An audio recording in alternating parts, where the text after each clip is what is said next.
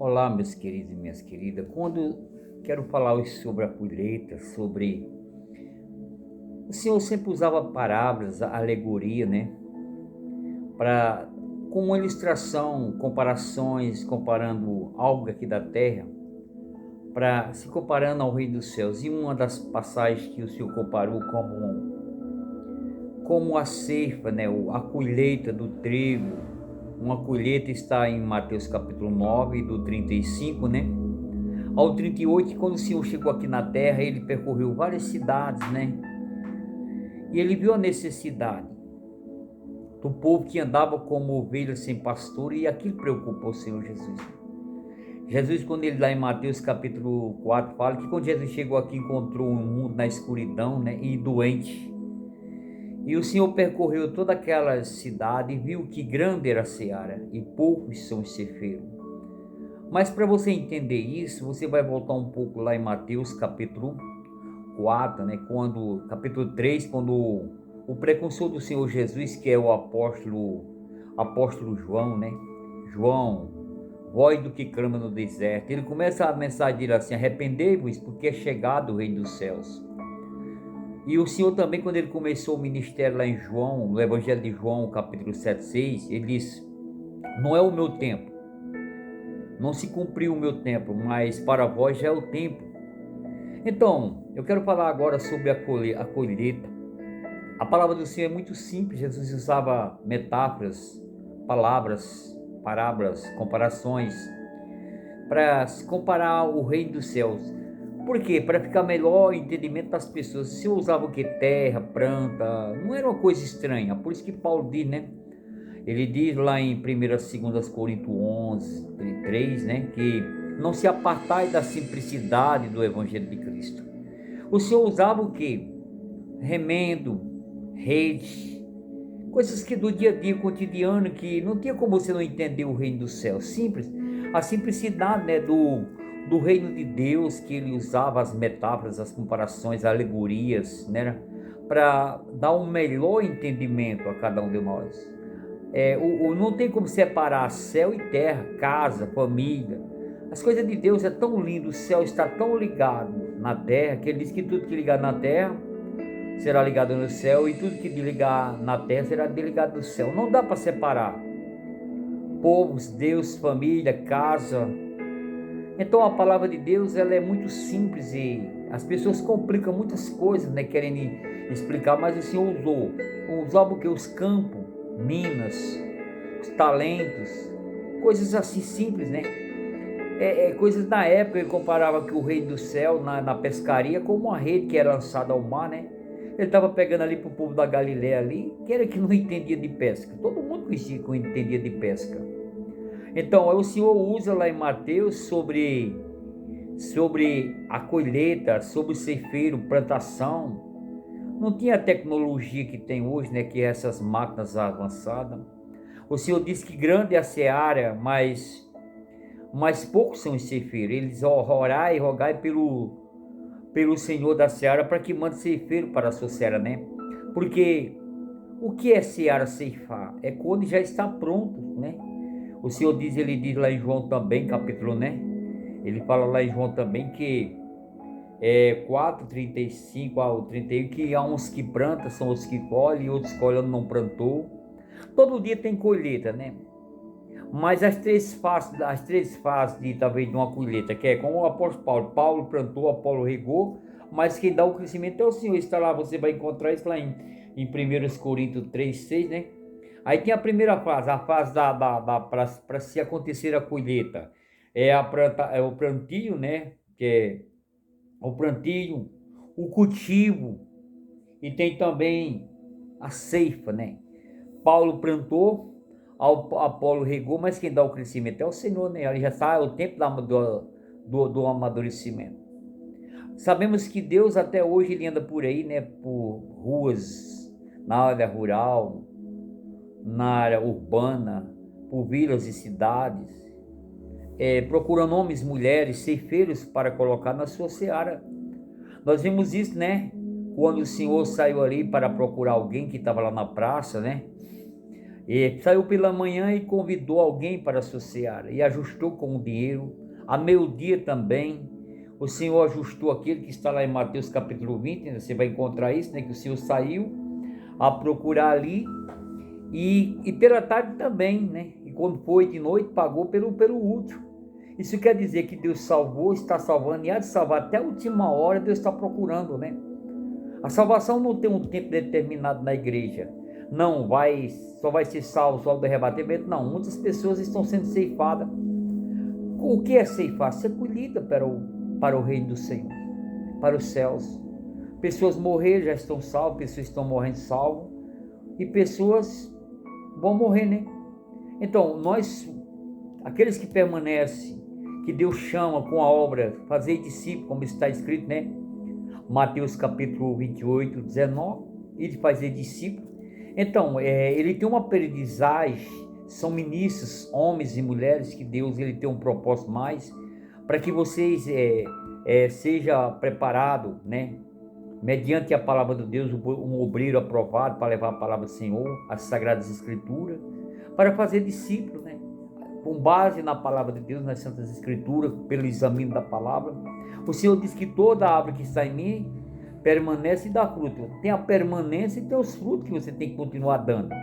Você vai ganhando, porque senão de outra forma Deus nos salvava e nos recolhia para o céu. Ele tem um propósito na minha, na tua vida, de buscarmos, né? A preparação para exercer um cargo.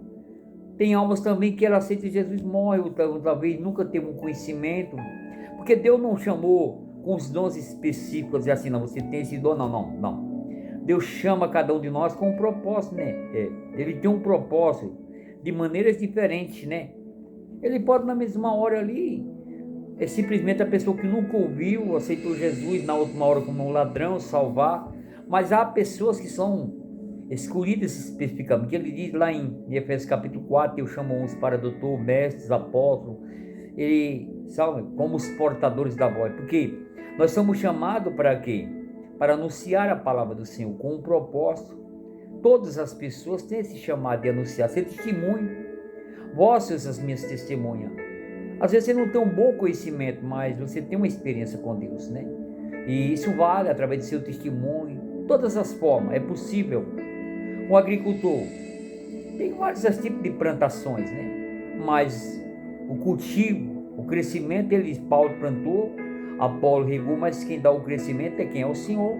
Então, meu querido, então o Senhor fez uma comparação ali em Mateus capítulo 9, do 35 ao 38, como no tempo ele usou o quê? Uma metáfora ali, uma alegoria, uma parábola ali, como no tempo lá no Oriente Médio. Quem era que não conhecia da ceifa do trigo, da ceifa da vinha, dos vinhos, né? Dos mostos, da azeitona, da figueira, da oliveira? Quem é que não sabia? O Senhor não estava falando ele comparou o céu com uma colheita, né? Ele falou que a colheita já está madura. E como o que é que faz quando a colheita está madura? Se você não colher logo, vai se perder. Pelo menos o trigo, ele não pode, se fizer muito sol, ele vai se desabrochar de uma forma, o vento vai levar, cair, vai vir os danos se vir a chuva. Então, o Senhor estava preocupado de orar o quê? Para muitas pessoas, né? E como é que eles fazem lá no Oriente Médio? Quando tem uma colheita, ele convida muitas pessoas. Hoje tem máquina que trabalha por 1.000, 2.000 pessoas, homem, dentro de uma hora. Mas naquela época não, tudo era manual. Era cada um com as suas foices, colhendo o seu trigo para colocar no celeiro, para não perder, entendeu? Era rápido, tinha um tempo. Não era esperar por muitos e muitos, não. Então o Senhor tinha pressa nas colheitas, de juntar aquela adjunta, pessoas vinham. A gente vê, né, na Bahia, nos lugares que é tempo de safra, de algodão. Lá no Nordeste era assim, agora era tempo de algodão. Eu mesmo trabalhei muito tempo, chamava lá o meu cunhado, me chamava para ir apanhar algodão, porque era o tempo da colheita. Já estava, o algodão já estava. Se passar muito tempo, ele fica que nem um bofe, não tem peso, não serve para nada. Você perde, tem que ter o tempo determinado para tudo. Então o Senhor estava falando sobre isso, essa alegoria de almas, o mundo, tirado do mundo, ceifada, almas que estão preparadas, almas que estão maduras, almas que já chegaram a esse estado de amadurecimento, de pregar a palavra de Deus, como eu e você fomos incumbidos dessa missão, de colher almas para o celeiro que é o céu, levar para lá. Então, meu querido, o Senhor usou, é muito simples, da maneira que o Senhor colocou, aplicou essa colocação, que grande é a seara. Está falando do mundo, a seara no mundo inteiro, os 4 cantos do mundo, mas poucos são os ceifeiros. E até hoje o Senhor anda por aí, né? Por todos os cantos procurando homens, mulheres, jovens e crianças, né? Para a sua seara, com pessoas que nem eu, pessoas que nem você, para trabalhar para o reino dele, para levar almas para os céus. Então, meu querido, minha querida, o Senhor está preocupado. Ele quer que você se coloque. Dizeis-me aqui como Maria, dizeis-me aqui como que está em Lucas capítulo 1, a partir do 26, como o profeta Isaías: quem há de ir por mim? A quem eu enviarei? Isaías capítulo 6, 8, ele diz: eis-me aqui, Senhor, envia-me a mim. Até hoje o Senhor anda por aí procurando. Porque eu creio que são muitos no mundo que está aí, que precisa de levar a palavra do Senhor. A semente é a palavra. Você vai ver isso no Evangelho de Mateus capítulo 13. A semente, o semeador saiu a plantar. A semente é ele que dá para nós, o semeador. Nós somos esse semeador, o Cristo. Nós temos dando continuidade àquilo que ele já iniciou. O precursor de Jesus foi João Batista. O nosso Jesus Cristo deu continuidade. Ele é o nosso precursor. Nós somos o precursor dos que vêm atrás de nós. Nós levamos essa palavra. Nós demos continuidade. Jesus Cristo deu continuidade do que João começou. O Senhor fez a sua parte. Consumado está agora ele, agora conosco. Quando o anjo do Senhor apareceu ali em Atos dos Apóstolos, capítulo 1, do 11 em diante, que todos os apóstolos estavam olhando para os céus e disse: por que vocês estão olhando para esse céu?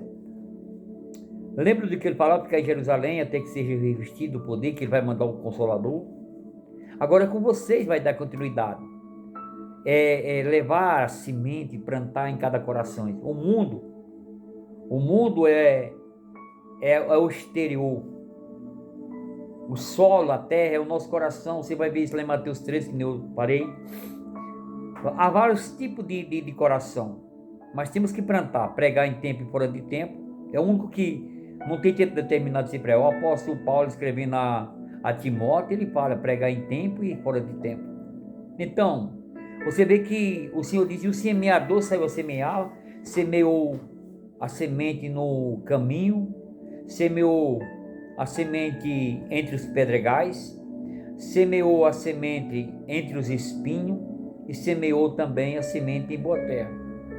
E o que me chama mais a atenção, o caminho representa aquele coração que ele recebe tudo. Quem passa pelo caminho? Passa tudo, é pisado, o caminho passa tudo de sujeira, é aquele tipo de coração que recebe tudo. Ele é de extremo a extremo. É aquela pessoa que tudo que vem recebe a palavra de Deus, mas recebe também o que as pessoas falam, o que o inimigo fala, é o tipo de coração. E aquelas que é plantada entre os espinhos, são aquelas pessoas que recebem a palavra com alegria, mas os cuidados desse mundo, a riqueza, a preocupação, sufoca, né? Sufoca os cuidados desse mundo, e a palavra, né? Ela não cresce, está dentro dos espinhos, dentro dos pedregais também. As preocupações com as coisas desse mundo, ela fica ali, está falando para crente, pessoas que ouviram a palavra do Senhor. Mas a palavra do Senhor diz que aquele que cai em boa terra, que é o coração, ela dá por 30, por 60 e por 100. Então, meu querido, uma só semente, ela recupera todas aquelas que se perdeu. Então, que tipo de solo você está plantando?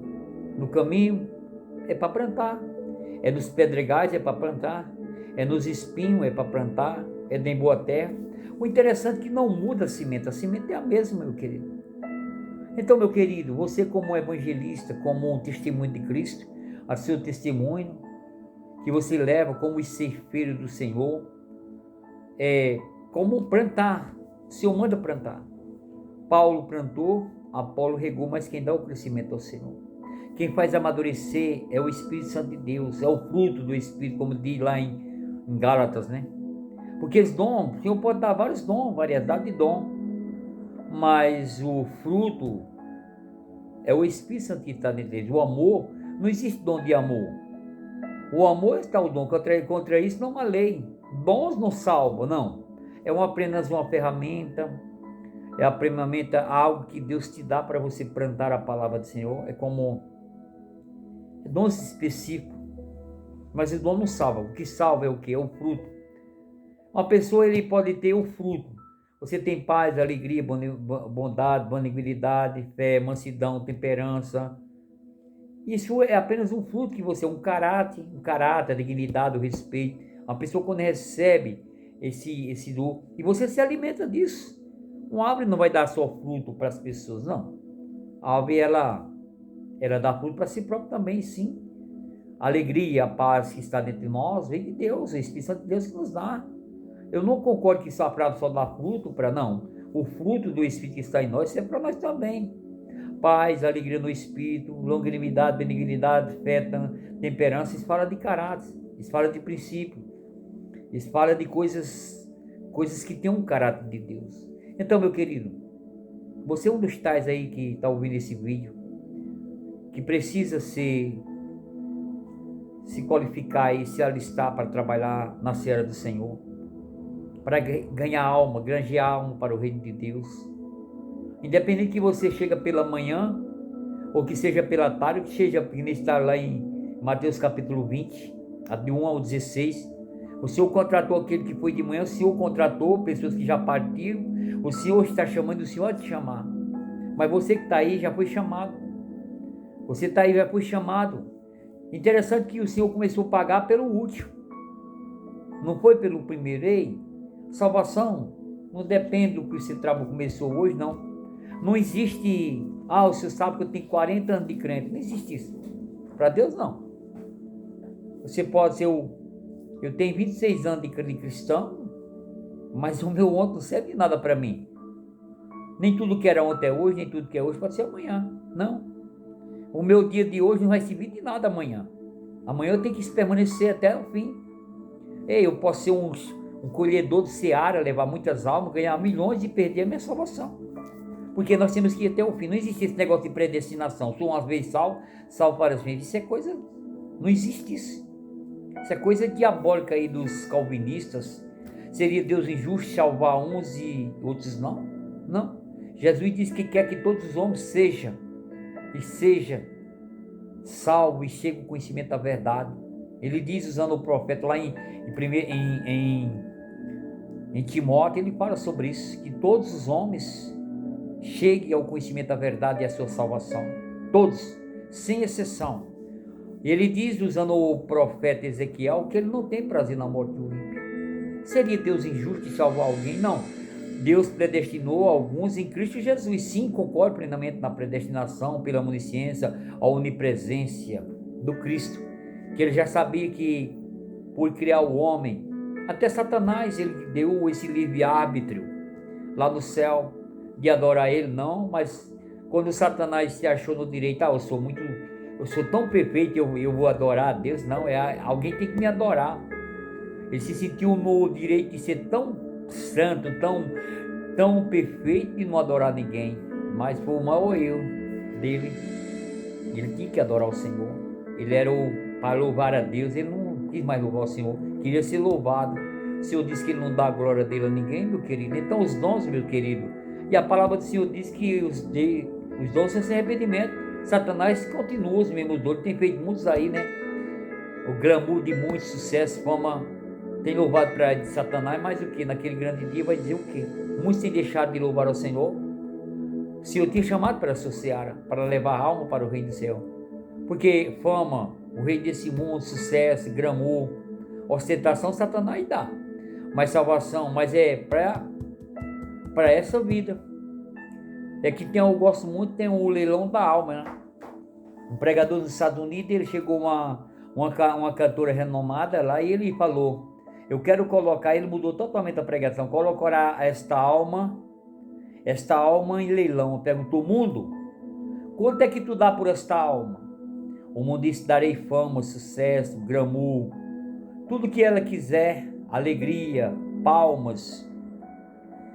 Ele disse, e o que mais na vida eterna? Ele disse, não, A minha proposta para essa alma só é para só enquanto ela estiver viva. Aí o pregador diz: mundo, esta alma não será tua, a sua oferta não vale. Aí depois o pregador diz: Satanás, quantos darás por esta alma? Que darás? Ele diz: darei desse mundo, toda a glória desse mundo, oferecei a alegria, prazeres da carne até a sua última hora, até quando ele puder desfrutar, seu corpo não envelhecer. E para a vida eterna, o pregador perguntou para ele: não posso, isso é apenas nesse mundo. O pregador falou: Satanás, essa alma não será tua, porque só tem os teus projetos é para aqui, não é para a eternidade. Aí ele disse, aí se apresentou Jesus: Jesus, quanto comprará por esta alma? O que dás por esta alma? Ele disse: eu dei minha vida, o meu sangue, perdoei os seus pecados, escrevi o seu nome no livro da vida. Aí ele disse: o que mais? E terás a vida eterna para sempre e eternamente ao meu lado. O pregador disse: esta alma será tua, Senhor Jesus, porque a tua proposta não se estende só para essa terra, porque nós estamos no lugar de passagem, estende para toda a eternidade. A alma é tua. Então, meu querido, em quem você está investindo? Em quem você vai ceifar? Quem está te ceifando? De quem será a tua alma? Onde você quer passar a tua eternidade? Então, meu querido, essa mensagem do coração de Deus para o seu coração, espero que ela serviu de muito exemplo. Até hoje, se anda por aí, procura homens, mulheres, jovens e crianças para a sua seara, porque pouco são os ceifeiros e grande é a seara. Que você seja um dos ceifeiros de Deus e que você seja um dos escolhidos para que levar a mensagem do Senhor. Eu sou o evangelista José de Arimateia. E essa mensagem está no meu canal, o canal Luz para os Corações e Luz para o Caminho. Que Deus o abençoe em nome de Jesus.